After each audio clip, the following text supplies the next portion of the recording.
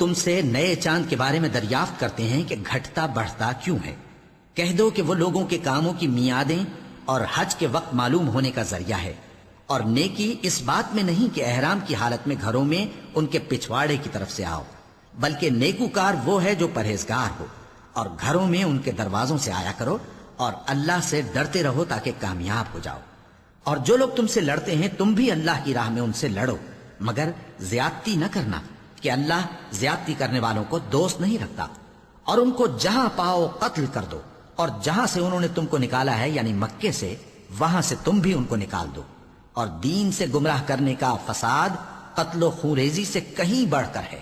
اور جب تک وہ تم سے مسجد حرام یعنی خانہ کعبہ کے پاس نہ لڑیں تم بھی وہاں ان سے نہ لڑنا۔ ہاں اگر وہ تم سے لڑیں تو تم ان کو قتل کر ڈالو، کافروں کی یہی سزا ہے۔ پھر اگر وہ باز آ جائیں تو اللہ بخشنے والا ہے، رحم کرنے والا ہے۔ اور ان سے اس وقت تک لڑتے رہنا کہ فساد نابود ہو جائے اور ملک میں اللہ ہی کا دین غالب ہو جائے۔ پھر اگر وہ فساد سے باز آ جائیں تو ظالموں کے سوا کسی پر زیادتی نہیں کرنی چاہیے۔ ادب کا مہینہ ادب کے مہینے کے مقابل ہے، اور ادب کی چیزیں ایک دوسرے کا بدلہ ہیں۔ پس اگر کوئی تم پر زیادتی کرے تو جیسی زیادتی وہ تم پر کرے ویسی ہی تم اس پر کرو، اور اللہ سے ڈرتے رہو اور جان رکھو کہ اللہ ڈرنے والوں کے ساتھ ہے۔ اور اللہ کی راہ میں مال خرچ کرو اور اپنے آپ کو ہلاکت میں نہ ڈالو، اور نیکی کرو، بے شک اللہ نیکی کرنے والوں کو دوست رکھتا ہے۔ اور اللہ کی خوشنودی کے لیے حج اور عمرے کو پورا کرو، اور اگر راستے میں روک لیے جاؤ تو جیسی قربانی میسر ہو کر دو، اور جب تک قربانی اپنے مقام پر نہ پہنچ جائے سر نہ منڈاؤ۔ اور اگر کوئی تم میں بیمار ہو یا اس کے سر میں کسی طرح کی تکلیف ہو تو اگر وہ سر منڈا لے تو اس کے بدلے روزے رکھے یا صدقہ دے یا قربانی کرے۔ پھر جب تکلیف دور ہو کر تم مطمئن ہو جاؤ تو جو تم میں حج کے وقت تک عمرے سے فائدہ اٹھانا چاہے وہ جیسی قربانی میسر ہو کرے، اور جس کو قربانی نہ ملے وہ 3 روزے ایام حج میں رکھے اور 7 جب واپس ہو، یہ پورے 10 ہوئے۔ یہ حکم اس شخص کے لیے ہے جس کے اہل و عیال مکے میں نہ رہتے ہوں۔ اور اللہ سے ڈرتے رہو اور جان رکھو کہ اللہ سخت عذاب دینے والا ہے۔ حج کے مہینے معین ہیں جو معلوم ہیں، تو جو شخص ان مہینوں میں حج کی نیت کر لے تو حج کے دنوں میں نہ عورتوں سے اختلاط کرے، نہ کوئی برا کام کرے اور نہ کسی سے جھگڑے۔ اور جو نیک کام تم کرو گے وہ اللہ کو معلوم ہو جائے گا۔ اور زاد راہ یعنی رستے کا خرچ ساتھ لے جاؤ، کیونکہ بہترین زاد راہ پرہیزگاری ہے۔ اور اے اہل عقل مجھی سے ڈرتے رہو، اس کا تمہیں کچھ گناہ نہیں کہ حج کے دنوں میں بذریعہ تجارت اپنے پروردگار سے روزی طلب کرو۔ اور جب عرفات سے واپس ہونے لگو تو مشعر حرام یعنی مزدلفہ میں اللہ کا ذکر کرو، اور اس طرح ذکر کرو جس طرح اس نے تم کو سکھایا، اور اس سے پیشتر تم لوگ ان طریقوں سے محض ناواقف تھے۔ پھر جہاں سے اور لوگ واپس ہوں وہیں سے تم بھی واپس ہو، اور اللہ سے بخشش مانگو، بے شک اللہ بخشنے والا ہے، رحمت کرنے والا ہے۔ پھر جب حج کے تمام ارکان پورے کر چکو تو مینا میں اللہ کو یاد کرو جس طرح اپنے باپ دادا کو یاد کیا کرتے تھے، بلکہ اس سے بھی زیادہ۔ اور بعض لوگ ایسے ہیں جو اللہ سے التجا کرتے ہیں کہ اے پروردگار ہم کو جو دینا ہے دنیا ہی میں دے دے، اور ایسے لوگوں کا آخرت میں کچھ حصہ نہیں۔ اور بعض ایسے ہیں کہ دعا کرتے ہیں کہ پروردگار ہم کو دنیا میں بھی نعمت عطا فرما اور آخرت میں بھی نعمت بخشیو اور دوزخ کے عذاب سے محفوظ رکھیو۔ یہی لوگ ہیں جن کے لیے ان کے کاموں کا حصہ یعنی اجر نیک تیار ہے، اور اللہ جلد حساب لینے والا ہے۔ اور قیام منا کے دنوں میں جو گنتی کے دن ہیں اللہ کو یاد کرو، اگر کوئی جلدی کرے اور 2 ہی دن میں چل دے تو اس پر بھی کچھ گناہ نہیں، اور جو بات تک ٹھہرا رہے اس پر بھی کچھ گناہ نہیں۔ یہ باتیں اس شخص کے لیے ہیں جو اللہ سے ڈرے، اور تم لوگ اللہ سے ڈرتے رہو اور جان رکھو کہ تم سب اس کے پاس جمع کیے جاؤ گے۔ اور کوئی شخص تو ایسا ہے جس کی گفتگو دنیا کی زندگی میں تم کو دلکش معلوم ہوتی ہے، اور وہ اپنے معافی ضمیر پر یعنی اس بات پر جو اس کے دل میں ہے اللہ کو گواہ بناتا ہے، حالانکہ وہ سخت جھگڑالو ہے۔ اور جب پیٹ پھیر کر چلا جاتا ہے تو زمین میں دوڑتا پھرتا ہے تاکہ اس میں فتنہ انگیزی کرے اور کھیتی کو برباد اور انسانوں اور حیوانوں کی نسل کو نابود کر دے، اور اللہ فتنہ انگیزی کو پسند نہیں کرتا۔ اور جب اس سے کہا جاتا ہے کہ اللہ سے خوف کر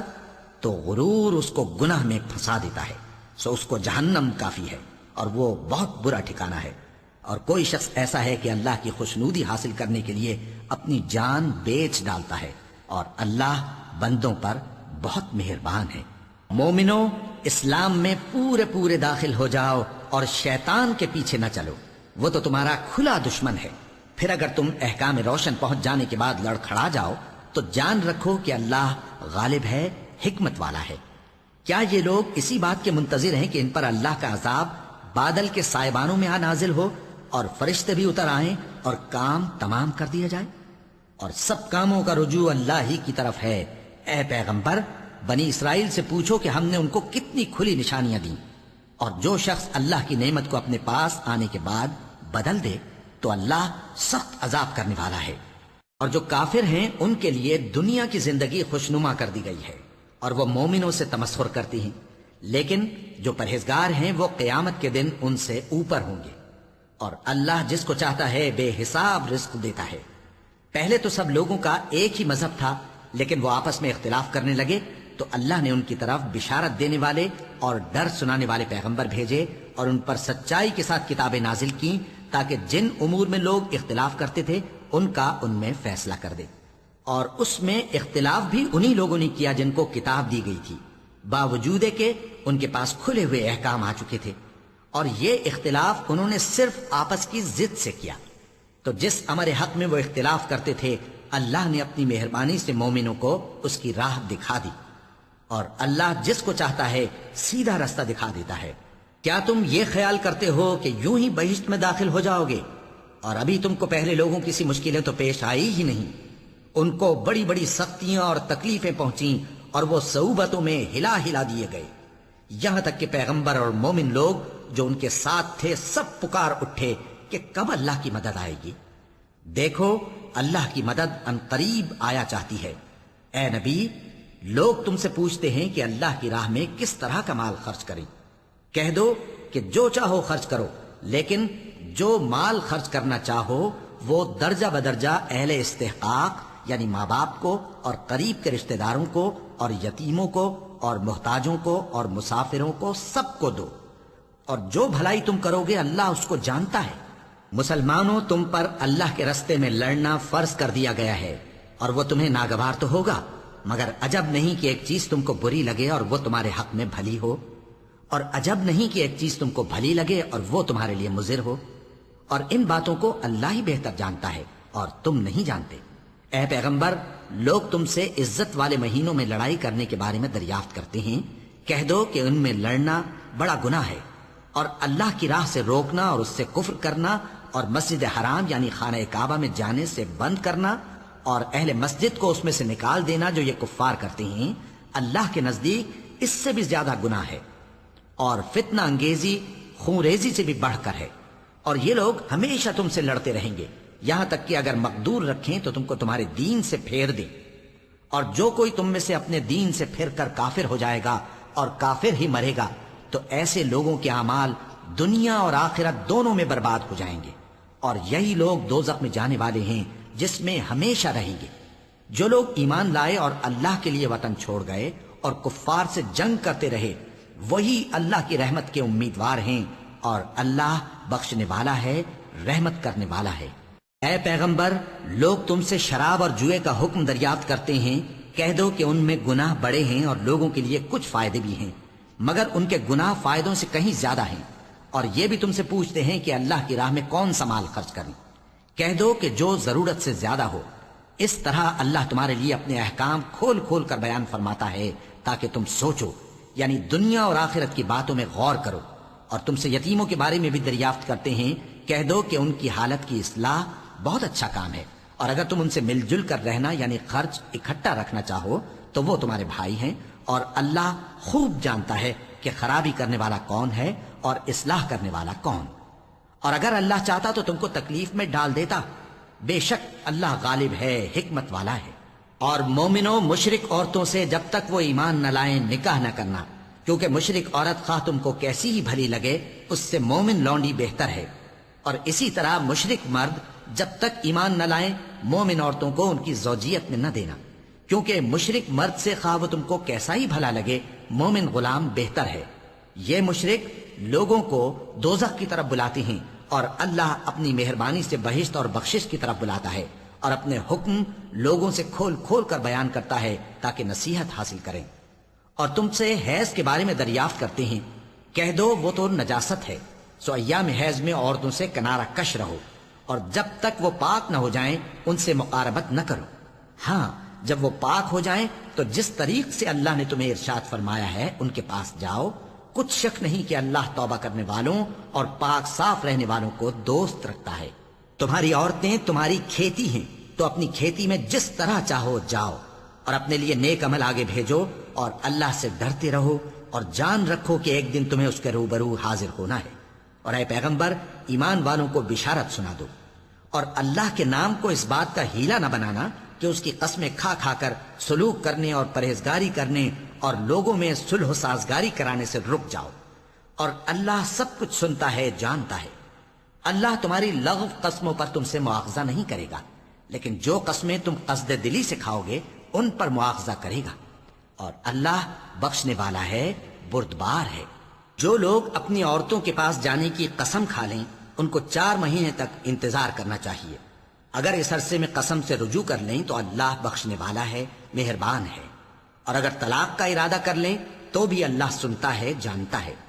اور طلاق والی عورتیں 3 حیض تک اپنے تئیں روکے رہیں، اور اگر وہ اللہ اور روز قیامت پر ایمان رکھتی ہیں تو ان کو جائز نہیں کہ اللہ نے جو کچھ ان کے شکم میں پیدا کیا ہے اس کو چھپائیں، اور ان کے خاوند اگر پھر موافقت چاہیں تو اس مدت میں وہ ان کو اپنی زوجیت میں لے لینے کے زیادہ حقدار ہیں۔ اور عورتوں کا حق مردوں پر ویسا ہی ہے جیسے دستور کے مطابق مردوں کا حق عورتوں پر ہے، البتہ مردوں کو عورتوں پر 1 درجہ فضیلت ہے، اور اللہ غالب ہے، صاحب حکمت ہے۔ طلاق صرف 2 بار ہے، یعنی جب 2 دفعہ طلاق دے دی جائے تو پھر عورتوں کو یا تو بطریق شائستہ نکاح میں رہنے دینا ہے یا بھلائی کے ساتھ چھوڑ دینا، اور یہ جائز نہیں کہ جو مہر تم ان کو دے چکے ہو اس میں سے کچھ واپس لے لو۔ ہاں اگر زن و شوہر کو خوف ہو کہ وہ اللہ کی حدوں کو قائم نہیں رکھ سکیں گے تو اگر عورت خاوند کے ہاتھ سے رہائی پانے کے بدلے میں کچھ دے ڈالے تو دونوں پر کچھ گناہ نہیں۔ یہ اللہ کی مقرر کی ہوئی حدیں ہیں، ان سے باہر نہ نکلنا، اور جو لوگ اللہ کی حدوں سے باہر نکل جائیں گے وہ گناہگار ہوں گے۔ پھر اگر شوہر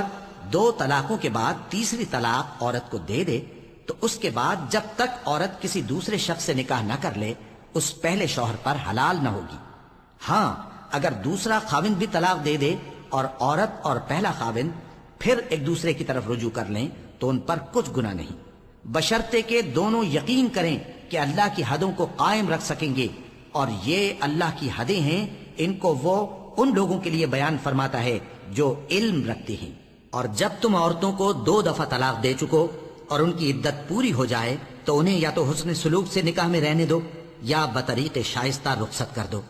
اور اس نیت سے ان کو نکاح میں نہ رہنے دینا چاہیے کہ انہیں تکلیف دو اور ان پر زیادتی کرو، اور جو ایسا کرے گا وہ اپنا ہی نقصان کرے گا۔ اور اللہ کے احکام کو ہنسی اور کھیل نہ بناؤ،